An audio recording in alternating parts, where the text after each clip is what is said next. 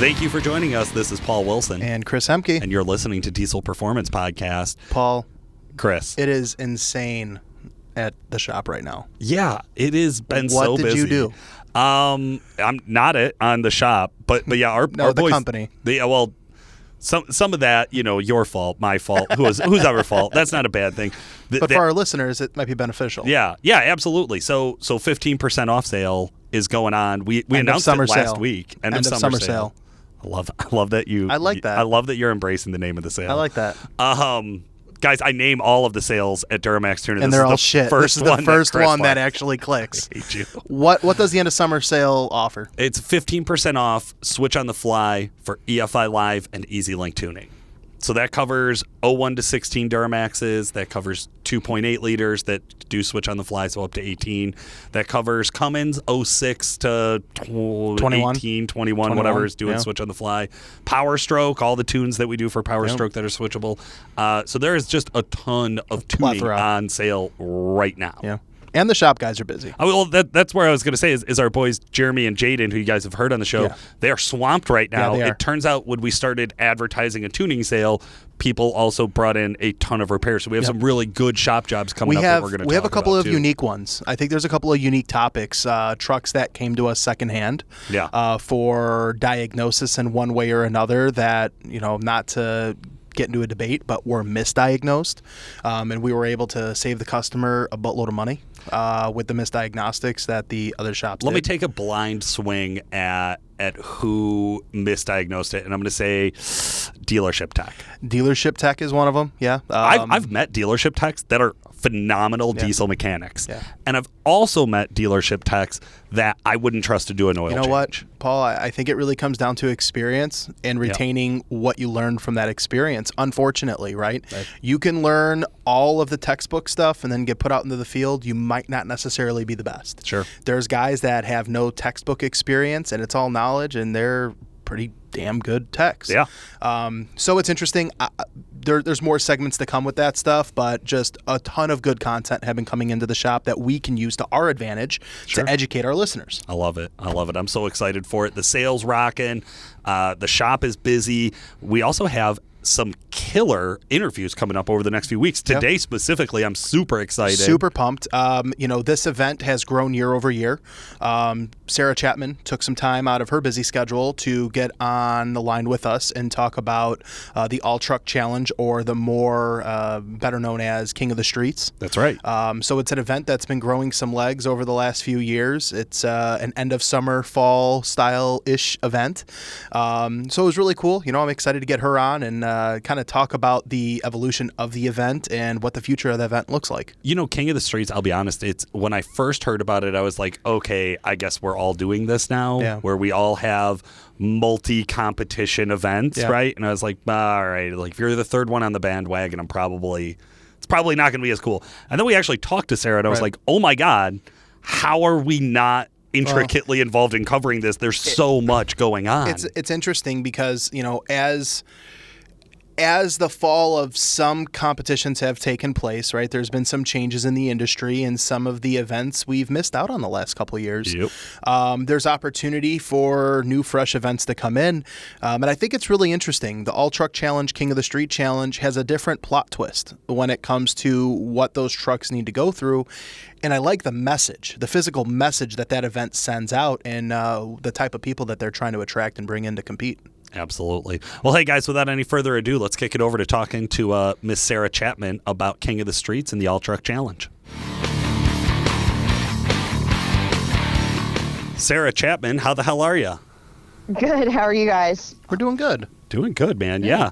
We are. It is the nicest weather we have had all summer right now, Chris. Yeah, it is. What's the weather out by you, Sarah? Well, we just got hit with a hurricane, there's a lot of flooding and power outages and stuff like that. I just heard 100,000 people on the news this morning are out of power, so we're kind of a little bit in a pickle, but that's what it's like being on the East Coast, I guess. Where are you located on the East Coast? So we are in Virginia. We live in a resort town, so to speak. We live right outside of Ocean City, Maryland. Of Ocean City, Maryland, on the Virginia side. Gotcha. Very nice. Gotcha. Yeah, beautiful area, but yeah, tough weather when this type of stuff happens. Sara, of course, though, we're actually calling to talk about the King of the Streets event, which has been a growing event out there in kind of I'd say a lot of the Midwest guys are starting to flock to this event. You're starting to see East guys Coast all over the country, like even guys out west. Yeah, it's growing. Right? Absolutely. It's growing. So I think 2 years ago, I think we had Tim Mahoney on. One of our guys went out there. Yeah. He went out to the show, and afterwards we had him on the podcast. So listeners, you guys have heard a little bit about this, but we thought we would get Sara on to talk more in depth about what this event is and kind of the background behind it. Can you tell us about how King of the Streets got started? Well, it kind of got started actually as as kind of a bit of a unhappy situation that we had. My buddy Tyler was trying to get into DPC, and as everybody knows, it's a voting contest. We like to call it a popularity contest, but Tyler had this red truck, and it was 1,700 horsepower. He pulled with it, he dynoed with it, he raced it constantly, all the time, all summer long. And it was basically what that competition was designed for. Well, he didn't get in. So then we said, okay, well, why don't we just do it ourselves, but put a different spin on it to make it more like a reality, because trucks do hang weight, they change tires, they take the tailgates off, they do different stuff. So I said, well, why don't we just do that? So 3 of us, Derek Borden, Tyler Bransford, Matt Chapman, those 3 had trucks. And I said, okay, well, I guess I'll be the idiot to host it. So we took their 3 trucks, a Dodge, a Ford, and a Chevy, and we said, well, what makes you guys competitive against each other so that it wouldn't favor one brand over another? And we created a set of rules based on how we normally did the trucks every weekend, how they raced them, how they pulled them, how they towed with them, drove them on the street, whatever. And we basically put a criteria together for it and created a competition out of that.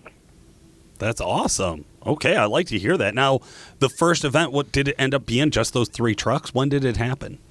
No, so the first event, actually, Matt didn't get to compete in it, and Tyler didn't get to compete in it, but Derek did. We had 11 trucks in it that year. Justin Andres won. Ziegler took second. I believe Derek took third. 4th and 5th was Michael Corsilli and Jason Nieberlein and Gordon Lindemood tied for 5th place. Okay. So we had a pretty decent group of guys there. We started out, the first event was actually at 2 different locations. We had Cecil County Dragway, Maryland, and we actually had the pulling and the dirt drag part at a little backwoods track on the coast of New Jersey, South Jersey.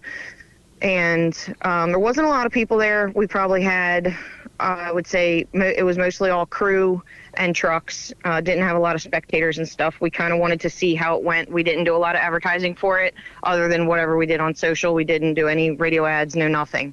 Because I didn't want to get there and it not work and have all those people disappointed. So we pretty much had it. Small group of people, 11 trucks ended up showing up, 20, some of them had entered, but we know how that goes with trying to get parts. Sure. But anyway, it worked out pretty well. The guys liked it. We have a private Facebook group for it, for drivers only. They gave me their feedback, stuff that we screwed up on, stuff that they screwed up on, stuff they liked, didn't like. Everybody always complains about the 20-inch hitch. That's the number one thing that nobody wants to do. However, it put 500 horsepower trucks and 2,000 horsepower trucks in the same vicinity for the sled pull. So it's going to stay there. They always complain to me about it, but it is what it is. With the speed sleds that we have nowadays, we can accommodate that hitch height pretty deep. So everybody's pretty good. So with the first event, it was in South Jersey. You had 2 separate locations. Yep. I know in years after we had, or you had that event in Ohio. Is that correct? Yeah. Now we're at Dragway 42 in Ohio. We skipped a year. We skipped 2018, and now we're in 19, 20, and 21. We're doing all at Dragway 42 in West Salem, Ohio. Okay. Now, all of the event is held in one location now, correct? Correct. Everything is at a single track at a single location, and there's nobody else or no other place that we go. Sara, that's interesting. That I always like to see how these events evolve, where you start off with a small group of people. It's private. There's like some personal pride kind of driving it, where it's like, hey, let's kind of have our own fun, right? Right. Can you break the event down a little bit? What was that first year? What did they have to do? Was it just drag race, sled pull? Did you say dirt drag too? So they had to like quarter mile or eighth mile? What was the? Yeah. So we tried to make it different enough. So they actually get scored on 7 different things because we tried to make it different enough so that it wasn't just a DPC copycat or a UCC copycat. We like to think that we're in between those two. As far as power level performance goes, we'd like to think that we're kind of like a middle grade to where guys that want to do a little bit of performance are, and it's accommodable for the everyday person. But really what they do is they get scored on 7 different things. They get scored on a street drive, which is 100 miles they have to do. They get scored on their drag racing time or their drag strip time. At that point, it was a quarter mile time. Now we do eighth mile, but at that point it was a quarter mile. They also got scored on heads up drag racing elimination. And there's 2 rounds of sled pulling so that we didn't want to favor one truck over another. So the sled pulling guys, as we've seen with other competitions, certain aspects outweigh others. We saw that at UCC this year with the dyno. Whoever won the dyno ended up doing well, where Tony Burkhart won 2 different competitions and then didn't place well finally. So we didn't want that situation to ever happen with us because we foresaw that coming. So we basically score everything its own deal. So they have 2 different sled pulls that they have to do. Each one is scored at 500 points, just like the drag racing, just like the dyno. And yes, we do dirt drags. They do a time and they do an elimination factor. I don't know how that is in other parts of the country, but out here on the East Coast, most of our trucks, there's a lot of dirt drag competitions.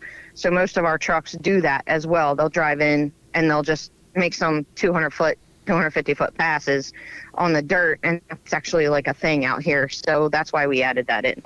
You're starting to see dirt dragging becoming more and more popular. It's starting to make its way into the Midwest. You know, a couple of the local fairgrounds, they're starting to do it too. Just starting to creep out here. Gotta say, love it. It's fun. It's my all-time favorite spectator sport for diesel performance. Yeah, agreed. That's really interesting. But what I'm hearing though is these trucks get worked. This isn't like make one pass on Friday, make one 30-minute time on the dyno on Saturday, and pull one time on Sunday. No, multiple pulls and drag racing. Multiple sled pulls. They get worked. We actually went out to. The first year, it was a little hectic, and we threw everything in there, but we actually did go to UCC the year that they opened it up to spectators, and no hate towards them at all. They put on a fantastic show, but we were bored, and we said, man, we don't want to be bored. Why are these trucks only making one pass every few hours down a drag strip? And then, I get it. You push people to the vendors, but at the same time, it's like, man, if you're not here for these vendors and you really are here for the performance part, this is boring. So then we said, okay, we'll slam it all together. We'll make them do the time runs. We'll make them race. We'll make them do, nonstop work all weekend long. And that's what we did. So really, you have a little bit of downtime.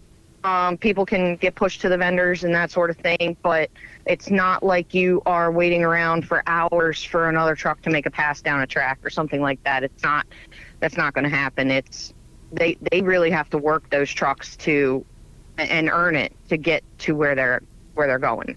Now, this reminds me more of like the DPC setup, where DPC, the competitors, one of the big things you'll see the difference of is if somebody breaks in the morning when they're doing like they're like a trailer tow, they have to drag race in the afternoon. So if you have, if your truck breaks, if you're down, you have a very small window to fix it so you can make the next event. Do you guys see a lot of that? Or they're out of the 11, how many trucks are still together at the end of this? The first year, they all made it pretty much for the most part. A couple of them went in blind, and they didn't do a lot of testings. They had, tuning issues and stuff like that. But basically, if they could get it fixed in that amount of time, they did. The first year, Justin had a rod knocking after the first sled pull, because we always used to sled pull last. This year we're dynoing last because the guys want to do the no prep race that's on Sunday. But normally we sled pulled last, and after the first round, his rod was knocking. He said, "How many feet do I have to get to win this?" And I said, 200 and something. So he windowed his block, pulled down the track until the truck just would not run anymore, and it just shut off. And he ended up winning it. But there's some guys that'll fix it and some guys that won't fix it.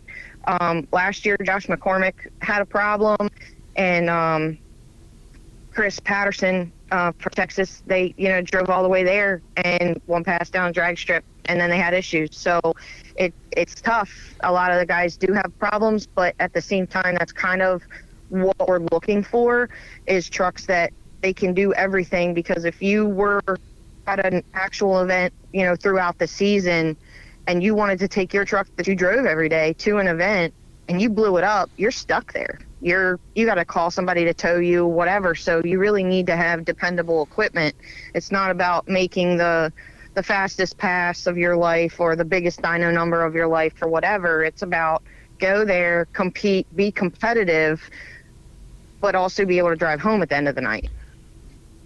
I like that. I like that a lot. It really puts a lot of pressure on the teams. Now, we saw UCC start off as a kind of a competitor event, maybe some of the bigger names in the industry competing with each other.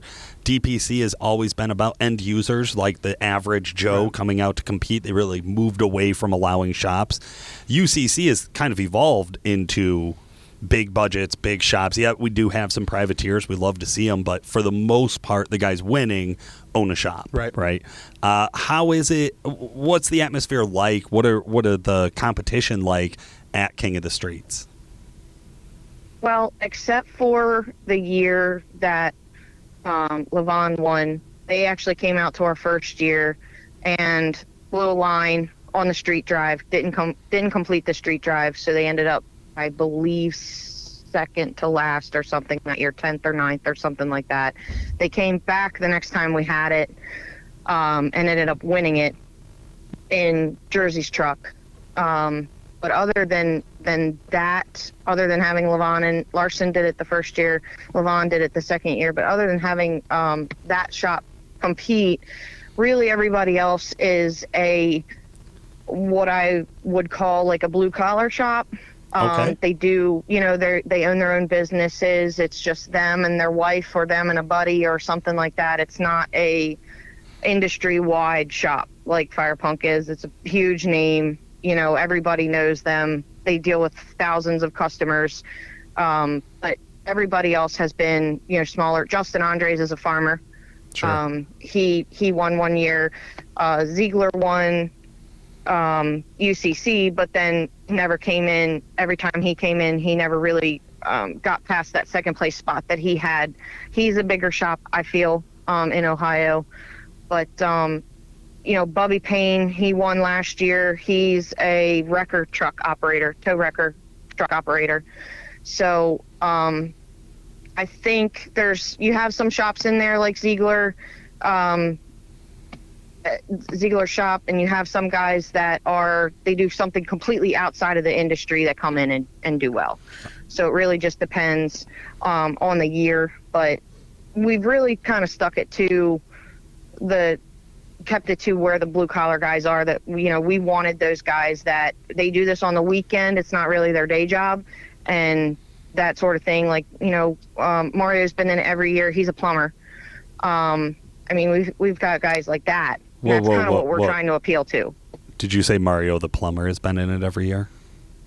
Yeah, we're just gonna skate right over that. Okay. So right. Yeah, Mario's there every year. He owns his own plumbing company and does big contracting jobs for plumbing. But he's there every year. I'm trying to think of who else we have. We have a guy that works for the government. I haven't been able to get out of him what his job actually is. But we have a guy that works for the government, like secret squirrel stuff. So, we have some guys that just come they're, they have nothing to do with the industry, and they just come and enjoy it. I love that. I love that atmosphere of people who are out there that are, I don't want to say just amateurs, because I think that's the wrong tone they're on hobbyists. this. But exactly, yeah. They're people who have they're there for the passion. Now, Sarah, one of the things that I find really interesting is what is that growth and what is that evolution, right? Everyone, that's going to listen to this, there's a lot to be said about the industry and change. So COTS as we know it, right? 11 trucks one year. We skipped 18, 19. You had said something about like 50 trucks competed, 2020, and now we're in 2021. What are you doing with this competition? What are we doing to change to evolve to the current times? So basically what we did was we caught a lot of heat from a lot of potential sponsors, potential shops that we wanted to be involved in this competition, because let's face it, every shop out there, 99.9% of the shops out there make their money on the everyday consumer.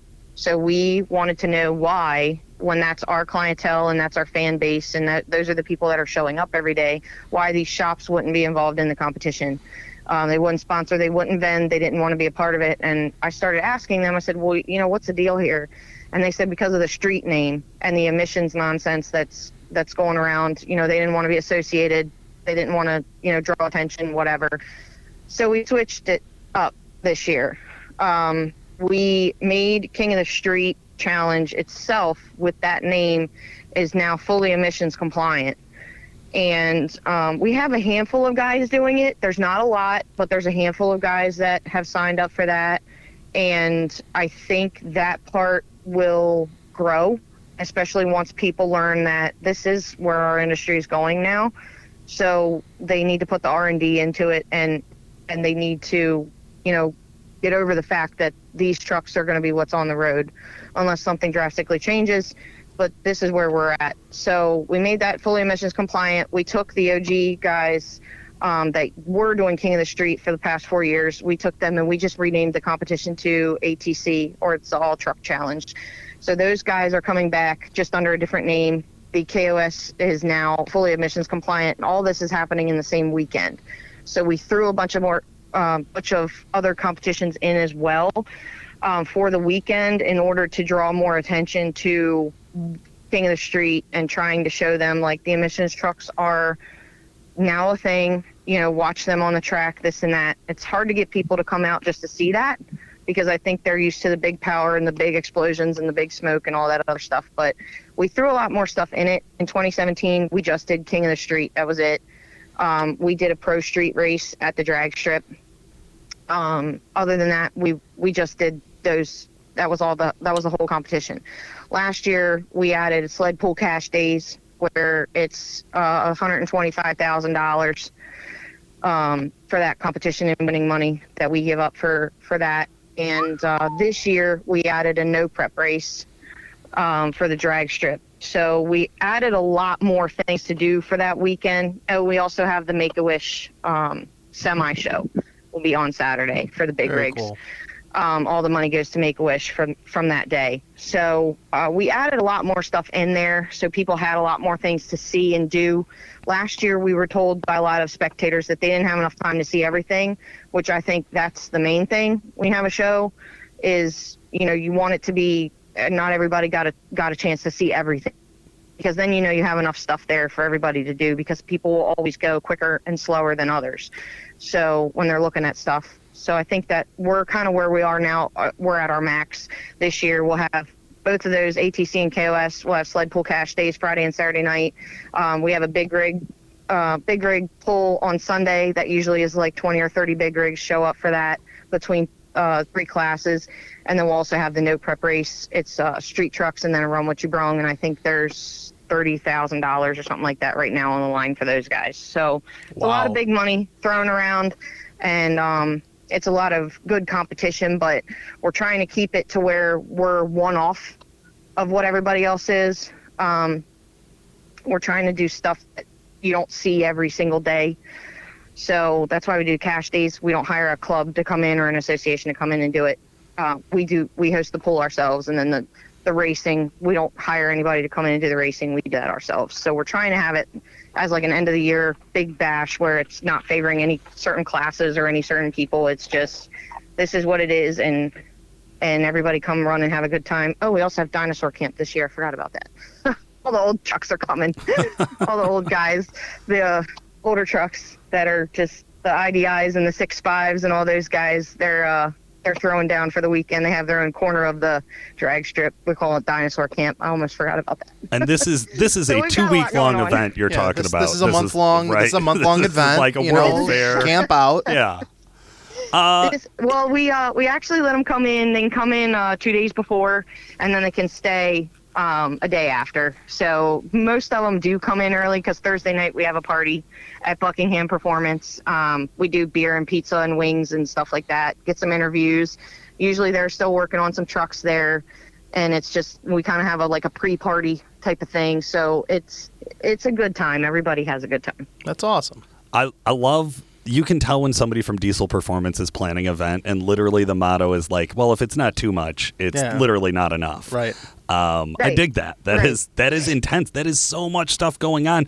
I can't wait to see the grounds. I think a handful of us might be going this year to check out the event and maybe even to take a swing at that King of the Streets challenge. So listeners, if you guys want to see calibrated power Duramax tuner out there competing, I'm pretty sure it's a go. Might even be out there with a team, so might even see 2 trucks in it. When do tickets go live for the sale? I believe that's this month? Give us dates. How much does it cost? What are we doing?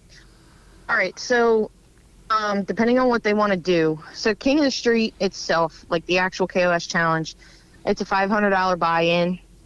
It gets the truck and two team members in. You have the opportunity to buy more passes if you want. You get a camping spot with that. You get a private pit area. We set up everything. First couple years, we just kind of let everybody park everywhere. Last year and now this year, we actually are big enough that we have to section off spots for everybody. So get in early if you want any of the weekend passes or anything like that. But normal spectators not competing, they can camp. Dinosaur camp is, I think, $160 for the weekend or something like that, and it enters their truck in everything and gets them a camping spot. ATC is $300, gets them the truck, the camping spot, the pit area, and then crew passes are $75 a person, no matter what crew you're on. It could be any of the competitions. It's $75 a person. That gets you 24/7 access to the drag strip. It also gets you access to the pre-party on Thursday. And we're actually talking about doing an after party this year, so it'll get you into that too, if we can pull that off. So pretty much that's what it'll be. Regular spectators for the weekend will be $60 or $20 a day. And that's pretty much, I think I covered everything. What are the dates? Dates are October 15th through 17th. Okay. If you're a competitor or a crew person or whatever, pre-party's on the 14th at Buckingham. So come early if you're planning on entering. Registration cuts off for everything on September 15th. So they got 2 weeks to get their registrations in.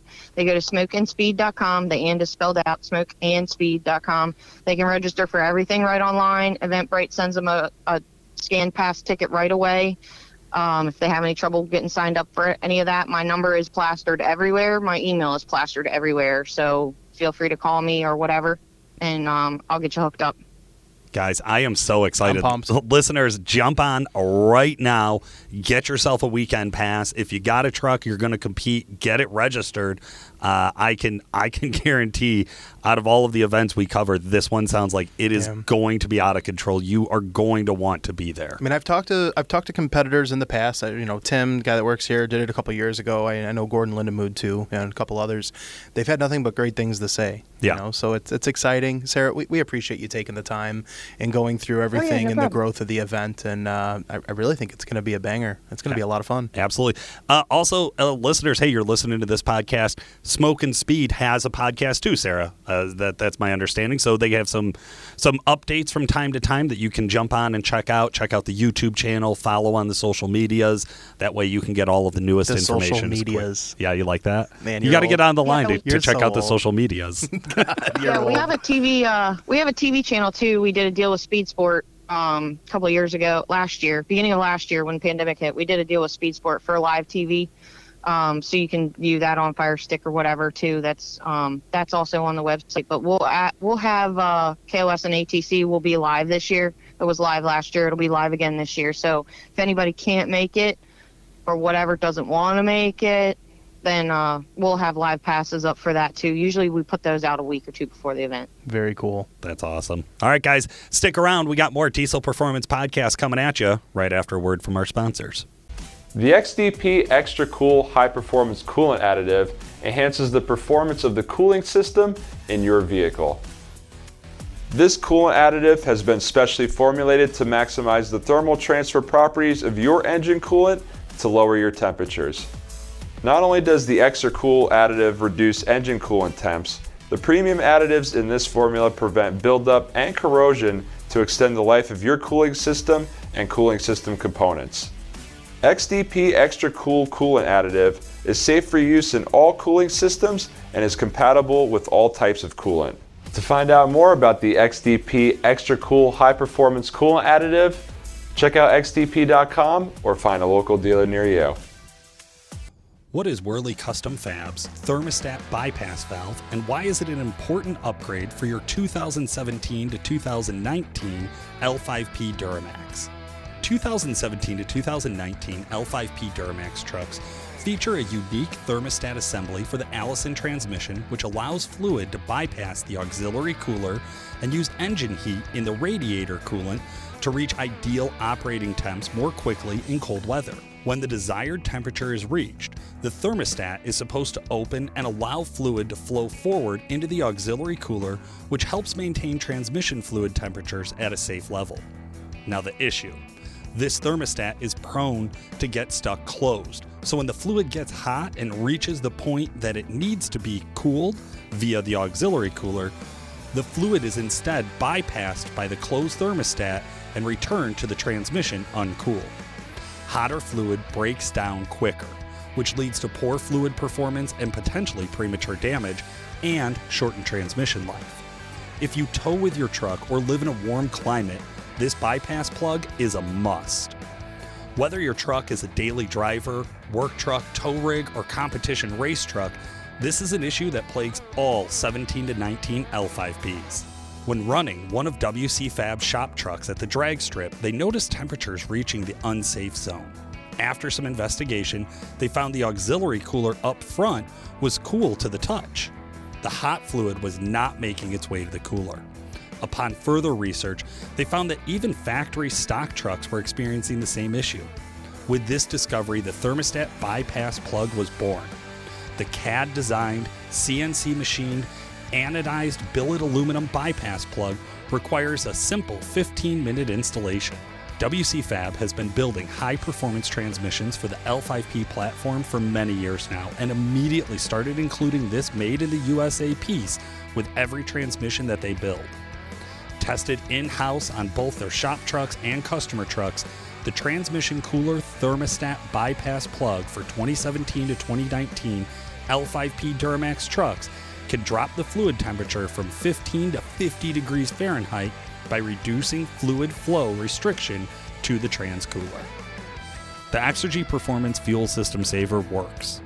If you have a CP4 equipped fuel pump, which is commonly found on the 2011 to 2016 LML Duramax, and also the early 6.7 liter Ford Power Stroke engine, they're known for failure, period. Now, most of the time, if you put a lift pump on the truck, you'll prevent a lot of the potential failures. If you do regular maintenance, you can help prevent the potential failures.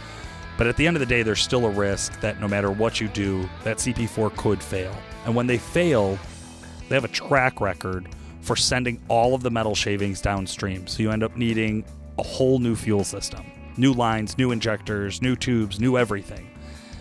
That could be very expensive. Even if you're under warranty or you find a bundle package for a great price, there's still a lot of labor that goes into that job. The Fuel System Saver increases the amount of protection post CP4. So it's not going to stop your CP4 from failing.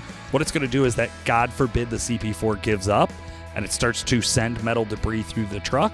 It's going to stop it before it hits the rest of your fuel system. And that's why they call it the Fuel System Saver. if you have a CP4 pump on your truck, you absolutely need to give DuramaxTuner.com a call today and get yourself a fuel system saver. Remote support expert Sean Lynn, how the hell are you? Great. How are you, Paul? I'm doing good, man. Thanks for asking. Sean, it has been busy. I know the first day of the end of summer sale kicked off. Now, you're on the support side, so you're probably not getting a ton of that right now. What have you been working on for the last month? What are some common calls that you've been getting there on the floor? Yeah, so I can tell you, a lot of people call in, and this is the first time they've tuned their truck or, install this 6-speed conversion kit on their older Duramaxes is another good example. Okay. And they're just not familiar with the initial process, the initial driving, the way it feels when you install tunes or this kit. Oh, man. We're talking about trans relearn. Absolutely. I love it. This is such a good topic because for all the years that I've been around diesel trucks, the Allisons are probably the most notorious for this, right? Where you make a large modification, whether it's engine tuning or a 6-speed conversion kit or new TCM tuning, whatever it might be, all of a sudden there's new power going into the truck or going through the transmission, and that's going to cause some different feelings, right? What are some of the common ways customers describe it to you? Yeah, so the first thing that happens is as soon as they tune the truck, they go and drive it immediately, right? And then they're not used to the way it shifts because the transmission's actively learning, so they might experience some harsh downshifting, upshifting, the whole thing. Shift flares here and there. It's common on all of them.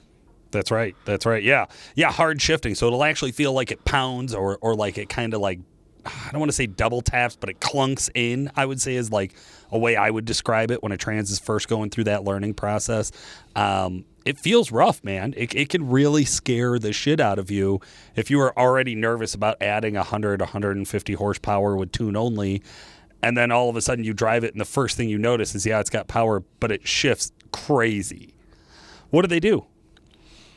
Yeah, so pretty much like with any modern truck, any modern vehicle for that matter, I just recommend that you drive for at least a couple 100 miles and take it easy before you start getting heavier into the throttle so those shifts aren't as hard. That's it, man. Yeah, so think about it like this. Your trans learns how much of pressure to apply and when to apply it and how long to take with on and off clutches, right? It bases a lot of that around a torque reference. So it knows that X amount of speed, X amount of throttle position, that should equate to so much torque coming through there. So it works itself and it adaptively learns around your driving habits to optimize for that so that you have the smoothest shifting transmission possible. That's one of the great benefits of the Allison. However, if you were to think about like my retired mom driving my truck for 3 or 4 tanks of fuel, and then I jump in it and drive like an asshole, it's not going to know what to do. It's never been through those driving scenarios or it's fresh to those driving scenarios, and all of a sudden it's going to kind of wonk out. So it's going to apply too much pressure or not enough pressure. That's where you're going to get some of the flared shifts and things like that, or you're going to get that hard shifting, that clunking on and off kind of feeling. It's because it's trying to dial itself in. It's trying to get better and better as it goes. My general suggestion, I love where you're at, Sean. Just take it easy. I think you're right, man. Like, get some of those low speed, low torque inputs into the trans and then start to work your way up from there. Your trans doesn't have different transmission tunes. So as we change the engine tunes or the power levels, we're not changing the transmission calibration. The transmission has a much wider adaptive range where it kind of knows what to do properly. But what I do tell guys is go out and start in tune number 1. Give it a 25-30% throttle run and let it go through all the gears and shift all the way up. And then slow down, turn around, and do it again at like 50 or 60% throttle. And then give it a wide open throttle run. It's not going to shift great. Don't back your foot out of it and try to pedal your foot around the shifts. Stick your foot still. Let the trans do what it's going to do. It's going to continue to get better and better. Now, I work my way through the tune, so I'll hit like the odd numbers. I'll do 1, 3, and 5. And then generally, that's a fast way to get through an active relearn. There are some other guys who have gone out there and reset the taps. Have you ever dealt with that, Sean? Yeah, I can tell you that some of the trucks, depending on what setups they have previously, right, Some guys will actually go out there and reset it because they learned a bad shift because they were doing something crazy right after tuning it. Yep. And so you just go through that procedure again, and it just goes into learn mode. That's right. And you experience the same thing. Yeah, and then you're there working your way through it again. Absolutely. So all totally possible, all totally fine. Any way you do it, again, keep in mind, it should be getting progressively better. My general kind of guideline on that is after a tank of fuel of mixed driving. So if you don't want to go out and run the truck through the gears in all the different tunes, and you kind of want to know how long should this take, about 1 tank of fuel. So after your second fill up or something like that, if you're still having problems, well, then we want to diagnose something like that further, right? Yeah, it would also be important to know if you're driving on the highway all the time or if you're actually going through the gears, because highway driving does nothing for the learning. You want to go through the gears, ideally, like you said. That's right. Absolutely. Mixed driving, right? So we want to get down there and get into those, each one of those shifts up and down are important. Right. Absolutely. All right. Well, Sean, thank you so much for joining us today. Thanks for having me, Paul. Well, guys, stick around. Next up is our super tech, Jeremy Garnett. Super Tech Jeremy Garnett, how the hell are you? Wonderful. How are you? I'm doing great, man. It's a great day. It's getting busy over here at Duramax Tuner. I know we were just talking earlier in the show about the shop being slammed right now. Yeah, I'm getting a little overwhelmed sometimes. Temperature's starting to cool down a little bit, and we're not having that 100-degree weather, and people are starting to like, I can get out of the house. That's it, right? Okay, well, I know we got a really interesting one to talk about today. Hit me with it. What's the truck? We have a 16 Ram 3500 with a 6.7. Customer. How many miles on it, roughly? 68,000. Oh, okay. 16 Ram 3500. Is it a dually? No, single cab. Single cab. Yep. Just okay. I'm sorry, single rear wheel. Single rear wheel. Yeah. Okay, quad cab. Gotcha. All right. Okay. What were the complaints or the symptoms the customer described when he brought it in? So the complaint was customer came in, checked for possible turbo problem. Okay. First thing we did is, I get it. And he's like, hey, the dealer said the turbo's bad. Okay, let's start from that. So when they say the turbo's bad, I'm like, okay. First thing I do is hook up my scan tool, and I go out and I look at it, and I'm like, well, we have knock sensor problems in this truck. So they're like, yes, the knock sensors are new. Everything was tested. The dealer said it has a bad turbo. Like almost $10,000 to put a turbo in it. Any drivability symptoms along with this? No trouble codes around the turbo. No trouble. Yeah, I didn't see any trouble codes. And again, only thing I saw was knock sensor codes, and I didn't see any turbo codes. And the truck actually drove beautiful. So then they're like, okay, I go up to the service manager, and I'm like, hey, why does he say the turbo's bad in this truck? And then they're like, well, because they tested all the wiring, they put a new knock sensor in it, and it still has a knock sensor code, and the actual so the exhaust brake doesn't work. I'm like, well, okay, that just doesn't. But if you have any check engine light, right, doesn't that kick off exactly your exhaust brake and your remote start, right? Exactly. So, and I mean, this is the information I get, and it's all over the board, because we have a sales guy that brings it in, and we have our, service manager. Yeah. It's like, well, diagnosed for turbo issue. And I'm like, well, we don't have a turbo issue. So we all get on the same page at this point, and we're like, well, it's got brand new knock sensors in it. And so, okay, let's get into it. Right. So we messed around with it a little bit more and determined that the new sensor that they put in it was wrong, or not wrong, bad. Oh, really? Yeah. So brand new sensor out of the package. Yes. Just not working. Yeah. It actually, what it wouldn't do is so on these trucks here, that sensor is actually, the best way to put it is a miniature module. Okay. So it's actually like a module, just like you'd see in your window, just a miniature module. So the truck didn't like what it was seeing, so it was just kicking a light on and not even reading the sensor. Oh, okay. So, yeah, and comes down to it, it was an aftermarket, so I couldn't tell you eBay, Amazon, Dorman, whatever, right. So. Okay, so got some knockoff knock sensors, Yes. which I just love saying. Right. Got some knockoff knock sensors. So that's NOx sensors, in case you guys are wondering. Where are they located on these trucks? So there's two on this one. There's one right on the back of the turbo, which is one, and then there's one right on the DOC, which is number 2. Okay. Both pain in the ass to get to? The one off the turbo is just because it gets hot, and then when it gets hot, it actually seizes into the pipe. But in this one, I was pretty lucky because the guy just changed it. So. Hadn't quite welded itself into place yet. Right. You could tell the guy had a problem. Whoever did the first one, I think it was the customer. I don't know. But. Yeah, customer dealership tech. This is where this was before. Right. Okay. Yeah. As far as I know, is that the truck had a problem. They tried to fix it. They brought it to the dealer, and the dealer's like, "Well, you have a brand new sensor. It's got to be something else." Gotcha. That's brutal, man. Now, because you are, I mean, you're talking about dealership prices. Right. You're talking $10,000 to swap out a turbo, which is wildly more than what an aftermarket shop would charge you on this job. They're involved. It's not like a 5.9 Cummins, right, where you could do it with 2 wrenches. Like, it is a little bit more involved, but it's not $10,000 more involved. And then to find out it's a knock sensor, which runs like what, $300? Oh no, on this one they're about $1,500 for a good one. Oh, $1,500 for an NOx sensor, and that explains kind of why you went the aftermarket route, because the aftermarket route is about half that. Oh, but half that. I'm sorry. Yeah. Oof. Now, see, this is one of the reasons I know there's listeners right now that are screaming like, "This is why I delete. This is why I delete." Like, you're right. I mean, if you're looking at back in the old days where it was probably cost you around $1,500 to delete your truck or buy $1,500 in sensors, come on, I get it. I can do math too. Right. But when you repair it and you leave it emissions equipped, you now can pass DOT inspection. You now can get a safety sticker. You now can drive through, the many states that have adopted CARB rules. Like, you now have a legal truck that you don't have to worry about. And I think a lot of the delete guys still use the knock sensor too. I don't think that they actually delete the knock.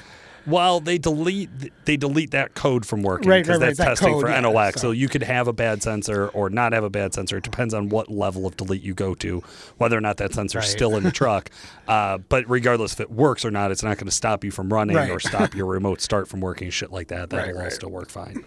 Yeah, that's an interesting one, man. That's a fun one. Yeah, it was, because it was like, okay, why do you have a turbo bad, or why do you think the turbo's bad? And then, okay, why you have a new sensor in it? So we went as far as checking wiring. Okay, the information we got, they checked all the wiring. The wiring's fine. Yeah.